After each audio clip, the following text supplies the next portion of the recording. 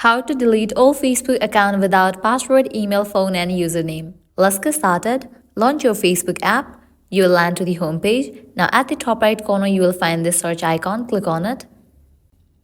Now search for the Facebook account that you want to delete. Head towards the profile of that. Once you land to the profile page, over here you will find three dots. Click on it. Click on the option of report profile. Please select a problem to continue. Select the option pretending to be something. Click on me. Other steps you can take: block, unfollow, and report. Click on done. After you report the profile, you will be good to go. Now you can ask your friends and family as well to report this Facebook account. You can ask as many people as you can to report this Facebook account. Once this Facebook account gets maximum number of reports, this account will be deleted.